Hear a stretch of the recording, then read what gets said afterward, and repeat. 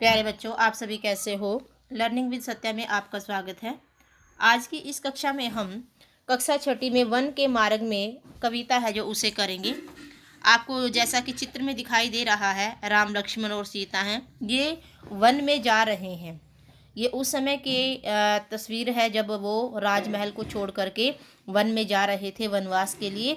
आपने इसको उसमें जो हमारी राम कथा है उसमें भी पढ़ा है कि भरत को उसका राज्य मिल गया था और राम को 14 वर्ष का वनवास मिला था।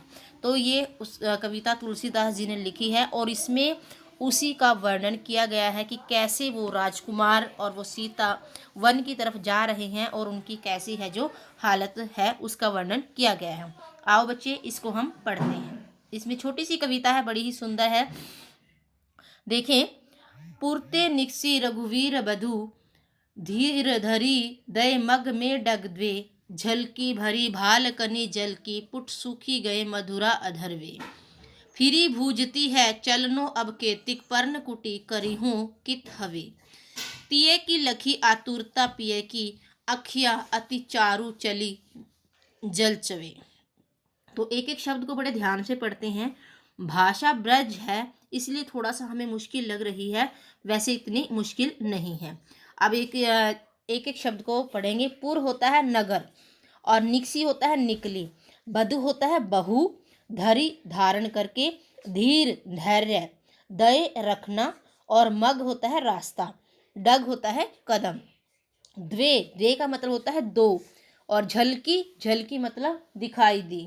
उसके बाद भाल भाल होता है मस्तक माथा, जिसको हम माथा बोलते हैं, कनी बूंदे, पुट होंठ, और भूजती पूछती है, केतिक कितना, और पर्णकुटी पत्तों से बनी हुई कुटिया या झोपड़ी, तीय पत्नी।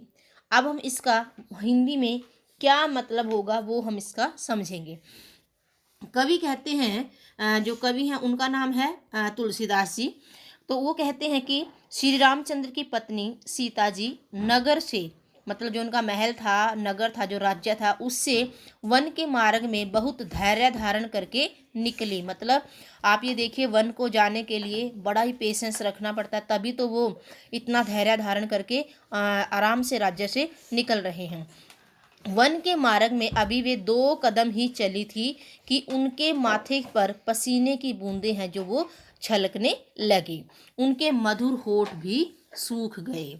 उसके बाद उन्होंने श्री राम से पूछा कि अभी कितनी दूर और चलना है, क्योंकि वो थी राजकुमारी है और महलों में पली बड़ी थी और महलों में ही उसकी शादी हुई। तो उसने पैदल तो चलना क्या, उसने तो बिल्कुल भी थोड़ा भी बहुत भी दुख कभी सहन नहीं किया था। तो आज वो वन के मार्ग पर निकली है, तो वो इसके बारे में यहाँ पर पूछ रही है कि अब कितनी दूर और चलना है। आप पत्तों से बनने वाली कुटिया कहाँ बनाएंगे। जो सीता जी की ऐसी व्याकुलता देखकर श्री राम की सुंदर आंखों से आंसू बहने लगते हैं। अब श्री राम जी देख रहे हैं कि कितनी मतलब मासूम सी हो करके किस तरीके से वो पूछ रही थी, उस तरीके से देख करके उसको वो कर रहे हैं कि आंखों से उनके आंसू आने शुरू हो गए हैं। तो यहाँ पर कहने का मतलब यहाँ पर ये है कि जो महलों में रहने वाली सीता जी थी, उनके वन के मार्ग में चलने पर शीघ्र ही थक जाने का जो वर्णन यहाँ पर तुलसीदास जी ने किया है, बड़ा ही सुंदर वर्णन किया है। ठीक है, आगे देखिए, हम दूसरा जो पद है उसे पढ़ते हैं। जल को गए लखनऊ है लरिका, परिखो पिय छा खरी खवे ढाडे, पोछी पसेऊ बयारी करऊ, अरु पाए पखारी हो भूभुरी ढाडे। तुलसी रघुवीर प्रिया श्रम जानी के, बैठी विलंब लो कंटक काढ़ी। जानकी नहा को नेह लख्यो, पुल को तनु बारी बिलोचन बाड़े।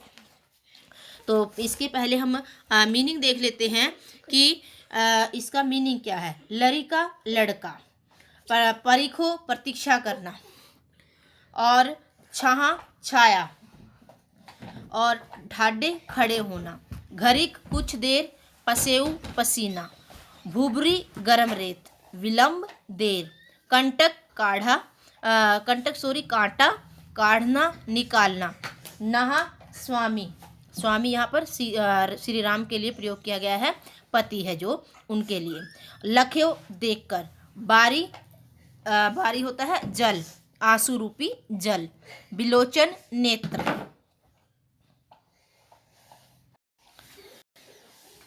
बिलोचन नेत्र। तो यहाँ पर इसका पंक्ति का क्या अर्थ है? सीता जी है जो श्री राम से कहती हैं कि जल लाने के लिए लक्ष्मण तो बालक ही है, उन्हें समय लग जाएगा। मतलब आप देखते हैं कि जंगल है, जंगल में जल को ढूंढना पड़ता है, कहीं पर जल पीने के लिए मिल जाए उसके लिए हमें भटकना पड़ता है। तो यहाँ पर राम है जो, वो सीता और राम दोनों बैठे हैं, लक्ष्मण जल लेने के लिए कहीं गया है, तो यहाँ पर वो बता रही हैं उन्हें समय लग जाएगा। आप छाया में कुछ देर खड़े होकर उनकी प्रतीक्षा कर लीजिए, मैं आपको जो आपके पसीने हैं उनको पोंछकर हवा कर देती हूँ। मैं आपके गर्म रेत से तपे हुए चरणों को भी धो देती हूँ। तुलसीदास जी कहते हैं कि अपनी पत्नी के ऐसे वचनों को सुनकर सीता जी को व्याकुल देख करके, बेचैन देख करके श्री रामचंद्र बैठकर बहुत देर तक उनके पाँवों में जो कांटे लगे हुए थे उनको निकालते रहे, क्योंकि वो नंगे पाँव चल रहे थे। श्री राम के हृदय में अपने प्रति प्रेम को देखकर सीता जी का शरीर है जो पुलकित हो उठा और उसकी आंखों से आंसू रूपी जल बहने लगा। तो ये श्री राम जी के और सीता के बारे में यहाँ पर बड़ा ही सुंदर वर्णन किया गया है। श्री राम और सीता जी के प्रेम पूर्ण वार्तालाप का बड़ा ही अच्छा वर्णन तुलसीदास जी ने किया है। ये दो ही पद्य थे, इसमें बड़े ही अच्छे हैं, बड़े अच्छे तरीके से इसमें तुलसीदास जी ने वर्णन किया है। तो तुलसीदास जी के बारे में आप एक बार ज़रूर पढ़ना, क्योंकि तुलसीदास जी ने बड़ी रचनाएं लिखी हैं, जिनमें रामचरितमानस एक बहुत ही अच्छी रचना है। कभी समय मिले तो उनके जीवन के बारे में, उनकी लिखी हुई किताबों के बारे में आपको अवश्य पढ़ना चाहिए। तो हमारा ये आज का जो कविता है यहीं पर ख़त्म होती है। तो आशा करती हूँ बच्चे आपको ये कविता है जो समझ में आई होगी। तो स्वस्थ रहें, मस्त रहें और पढ़ने में व्यस्त रहें। इस कविता को समझना ध्यान से, प्रश्न उत्तर अपने आप आ जाएंगे, इतने आसान से प्रश्न उत्तर हैं। ठीक है, धन्यवाद।